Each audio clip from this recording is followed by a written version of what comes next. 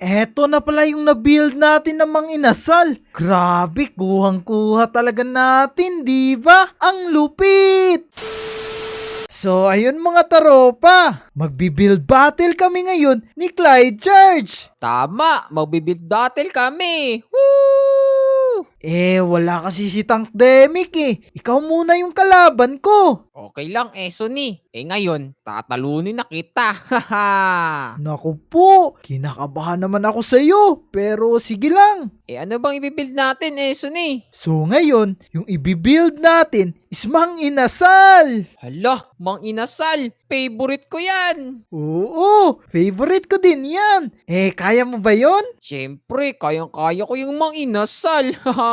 Sige, sige. Diyan ka banda at dito ako. Simulan na natin to. Tara, let's go! So, ang unang gagawin natin mga taropa, gagawa tayo ng 20 by 20. Ayan, ganyan. So, yung gagayahin natin mga taropa is ganyan yung nasa screen. Magagaya ba natin yan? Pero tignan na lang natin. Tapos, ang susunod naman nating gagawin, maglalagay tayo ng parang ganito. Bricks ba tawag na ito? Basta.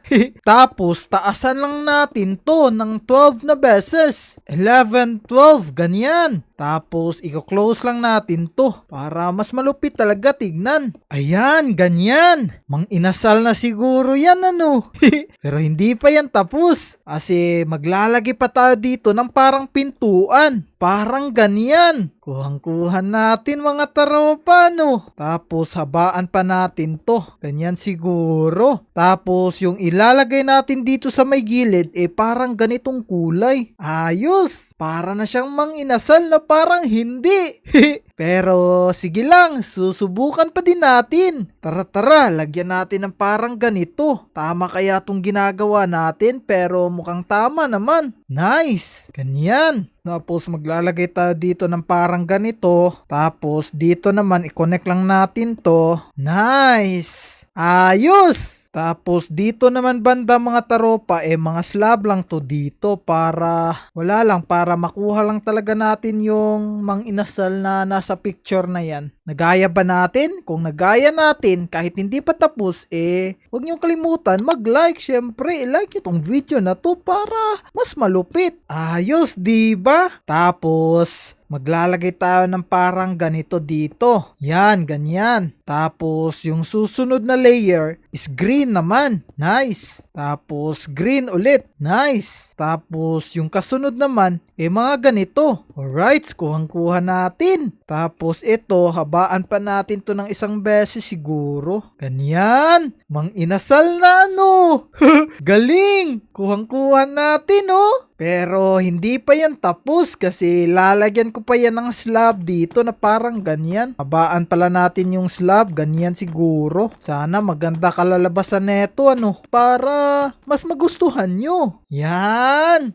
Parang kuha naman natin yung nasa picture Pero hindi pa yan tapos, basta lalagyan pa natin to na maraming design. Maghintay lang kayo. Tapos dito bobutasan lang natin to kasi parang dito yung lutuan ng Mang Inasal basta-basta. Ngayon, ang gagawin muna natin maglalagay muna tayo ng mga glass. Ganyan siguro na glass. Yan. Nice. Ganyan. Tapos dito rin. Ayos. Kulang na lang ng mga logo. Maglalagay tayo ng logo dito ng Mang Inasal mamaya. Pero mamaya na yan. Kasi ngayon, aayusin muna natin tong loob. Kasi kulang pa apakapangit pa.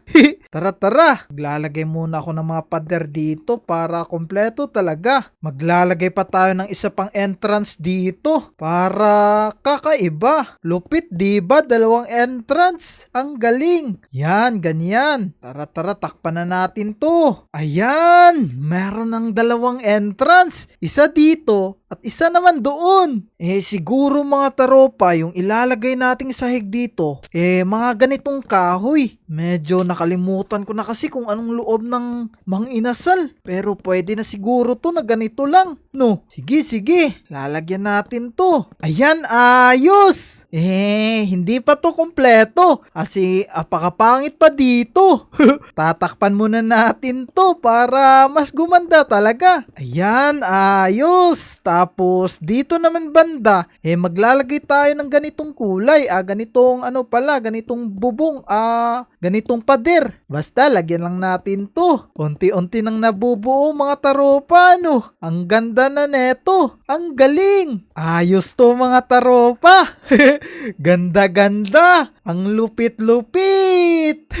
Pero hindi pa yan tapos. Kasi syempre wala pang bubong. Wala pang mga counter, wala pang mga table. Pero bago yan, maglalagay muna tayo ng mga ganito dito sa labas para mas maganda talaga tignan. O diba? Ang lupit no. Mga taropa, medyo napapangitan ako sa sahig. Medyo dark kasi. Palitan na lang kaya natin to ng parang ganito, mga spruce para medyo maliwanas naman tignan, diba? Sige, palitan natin to. Ayan, ganyan.